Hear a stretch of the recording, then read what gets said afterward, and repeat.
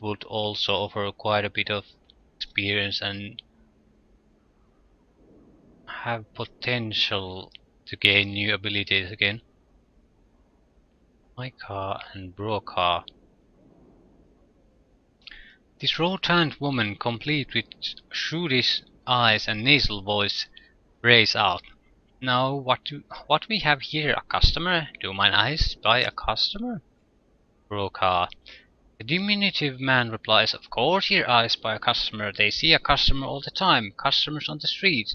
We have no customers. We will never have customers. It is useless and forlorn to hope for."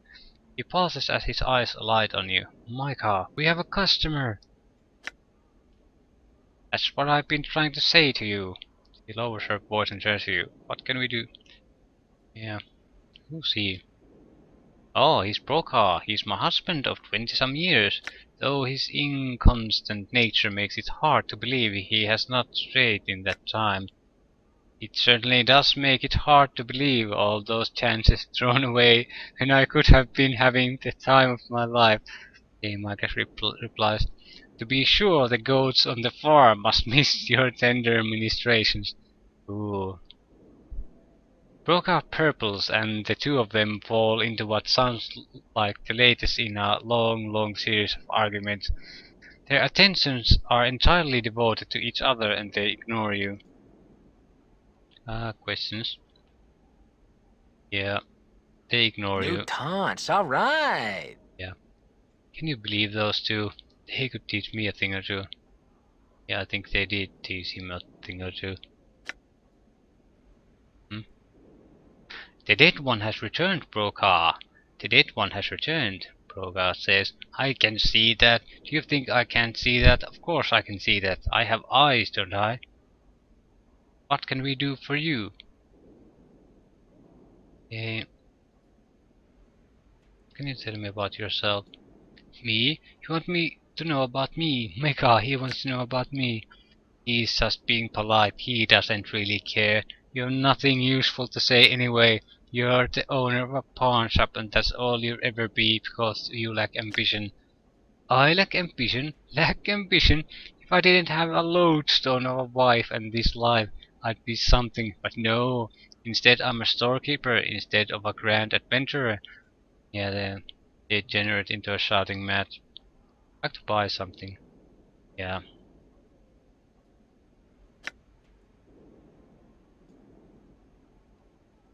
Okay, Broca. She's my devoted wife of some 20 years and the light of my life and the greatest gift ever to enter his life. Isn't that right? I say, Tim. You see, from the life his parents had planned for him, and he promised to take me away from all this. And instead, what you see is the life he gave me. I tell you, it would be enough to drive a body to drink." Broca. "If she weren't already there, she's the biggest bubber this side of the hive, sir, and she's been that way for years, I tell you, years. She'd drink the river Oceanus and still be thirsty if it were made of alcohol." Yeah, and the fighting starts. Yeah, I better just ask, what do they sell? Oh, Shard of Fate. Damage 10 to 100 piercing. Breaks after first use. It's a fist weapon. Interesting. Not interesting enough. Oh, cockroach charm. Armor class +4. That's quite a lot. If we encounter uh, boss fights, that would be quite useful to actually have. I don't really. My money situation isn't bad, but it isn't exactly okay. Crimson Sphere earring. Fire resistance. Resistance to fire magic. Yeah, not usable by Ignis. It's too little to waste an inventory slot. +1 armor class, too little to waste. Yeah. Will they buy crap from me? Yes, they will.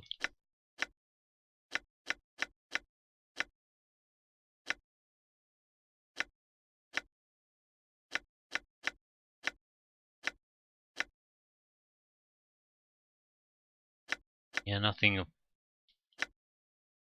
real interest for anyone. We got a bit of pocket change from this. Definitely want to leave here now though. We'll go to the upper ward. Actually we'll stop by here to rest, to get the daylight out again. And restock, recover our magics. We learned news. So, Fiendling, is that tail the only demonic part of you? Oh, sweet suffering power skull. Don't you ever get tired of hearing yourself jabber? It looks like you got a demonic mouth, too. Yeah.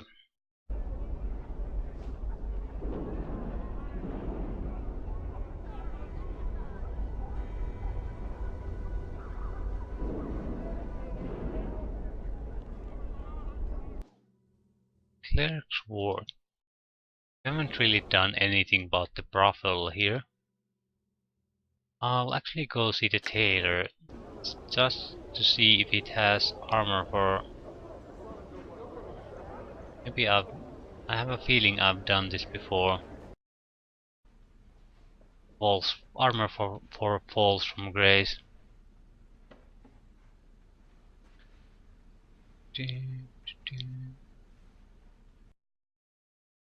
Yes, he does. Increased regeneration. Additional crappy spells. Armor class is the same. But 3 additional first level plays and 2 additional second level spells. There's 5 additional healing spells, so that's not too bad. And Fall from Grace isn't usually the one taking damage, so she doesn't really need regeneration. What the hell? 6,000, that's quite a bit. We don't need those. I think we'll get Anna of this Brazen Rogue. She would look absolutely ridiculous in this. We can't afford the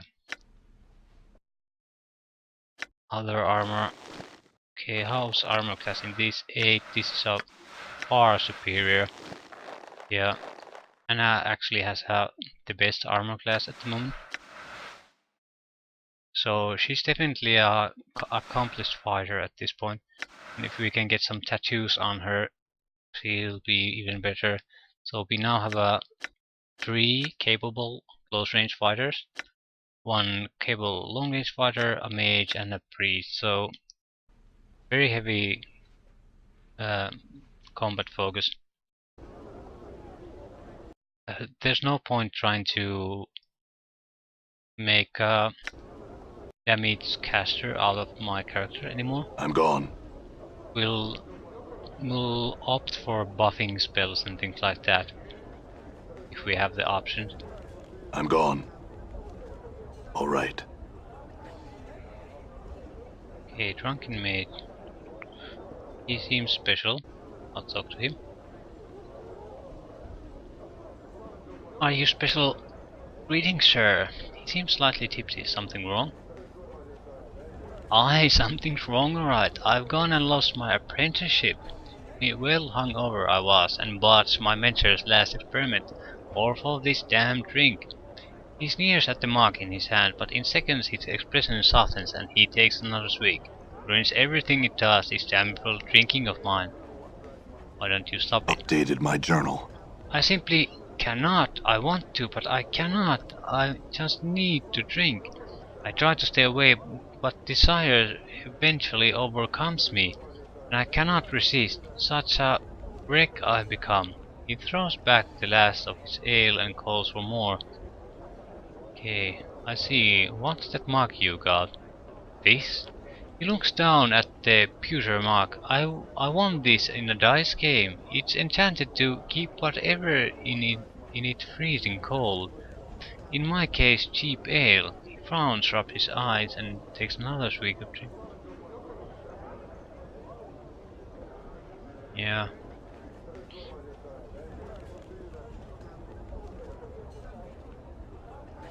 Oh, we can enter here. No, we can't. We don't have the room. Okay, barkeep. It doesn't sell anything. The able ponder thought. This older man looks somewhat bookish. His clothing and accessories are extremely clean and neat and well cared for, and he often pauses to brush some fleck of dust or lint off of them. A symbol resembling a stylized dagger piercing upwards through the flame is embroidered upon his tunic. Man's eyes pass over you, gleaming as they fix on Mort. Oh, I say, would you look at that? A floating skull. Mort turns and looks behind him. Where? Man gasps. By the unjust laws of Tweenie the Merciless. Who? He suddenly covers his mouth and looks at Fall from Graces, apologetically. Sorry, the man was a horrible tyrant, now long dead. His name should never be spoken so. It is rather vulgar. My deepest apologies, Lady Grace. I did not mean to offend you. She smiles slightly. It is no matter, Abel. I'm certain only Tweenie wouldn't have been offended by the comment. And as you know, his subjects buried him alive more than 3 centuries ago. Yes, you are probably right.